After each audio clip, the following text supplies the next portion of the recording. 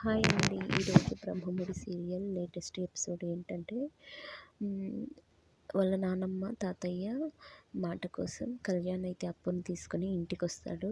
ఇంటికి తీసుకొని రాగానే గుమ్మం బయట నిల్చున్న అప్పును చూసి ధనలక్ష్మి, రుద్రాని ఇద్దరు అవమానించడం స్టార్ట్ చేస్తారు. ఎవరైనా కానీ పబ్‌కి వచ్చినట్టు వస్తారా వరలక్ష్మి వ్రతానికి? ఇలా వస్తారా? కొంచెమైనా నీకు బుద్ధి ఉందా? అయినా ఏం చేస్తారులే, రౌడీలాగా తిరుగుతూ ఉన్నావు కదా, నీకేదైనా మీ అమ్మ నేర్పిండే కదా అని చెప్పేసి రుద్రాని అవమానిస్తూ ఉంటుంది. ఇంతలో కావ్య అయితే వాళ్ళు ఎవరికి పెట్టకుండా అనుకోకుండా పెళ్లి చేసుకున్నారు. కట్టుబట్టలతో బయటకెళ్ళారు. దాని దగ్గర ఏముంటే అవే వేసుకొని వచ్చింది. అందులో ఏముంది అని చెప్పేసి కావ్య అంటుంది. కళ్యాణ్‌కేమో కోపం వచ్చి, చూసారు కదా అందరూ మా అమ్మ, అత్తయ్య ఇలా అవమానిస్తారని అప్పును నేను ఇంటికి రానన్నాను. ఇదంతా మీకు తెలియజేసేదానికి ఇక్కడి దాకా వచ్చాను. ఇంక నేను వెళ్ళొస్తాను అని చెప్పేసి వెళ్తూ ఉంటే రాజ్యము ఇంతవరకు వచ్చి వెళ్ళిపోతావరా, వెళ్ళొద్దురా, వాళ్ళను నువ్వు పట్టించుకోవద్దు, మామూలే కదా ఇదంతా అని చెప్పేసి అంటాడు.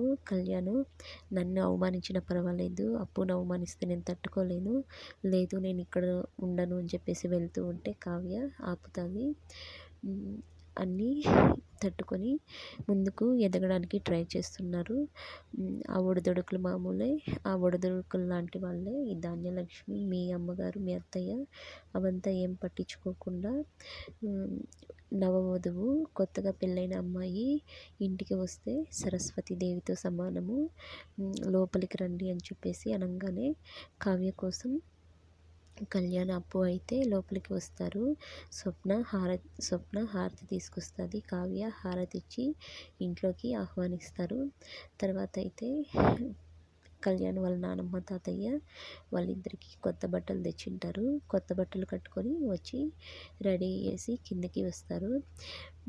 అందరూ పూజ ఏర్పాట్లు చేస్తూ ఉంటే అప్పు కూడా వచ్చిన వాళ్ళకి జ్యూసులు అందిస్తూ ఉంటుంది. అప్పుడు జ్యూస్ ఏమో ఒకరి మీద పడిపోతుంది. ఆమె వచ్చేసి అప్పును చాలా అవమానిస్తుంది. నీకు బుద్ధి ఉందా? ఇలాగైనా జ్యూస్ ఇచ్చేది, జ్యూస్ ఇవ్వడం కూడా నీకు తెలియదా? ఏం నేర్పించింది మీ అమ్మ? జ్యూస్ ఇవ్వడం కూడా నీకు రాదు అని చెప్పేసి అప్పును అవమానిస్తారు. ధాన్యలక్ష్మి కూడా అప్పును తిడుతుంది. అప్పుడు కళ్యాణ్ నేను కావాలని చేయలేదు అని చెప్పేసి అంటుంది.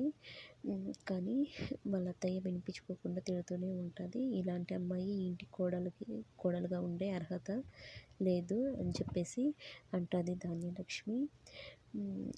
వాయినాలు ఇచ్చేటప్పుడు కూడా ఇలానే చేస్తారు. కానీ కావ్య దాన్ని తిప్పికొట్టి ధాన్యలక్ష్మి బుద్ధి వచ్చేలా చేస్తుంది. ఇదే అండి today latest episode. Thank you for watching my channel. Please subscribe. ప్రతి ఒక్కరూ లైక్ చేసుకోండి, అలాగే సబ్స్క్రైబ్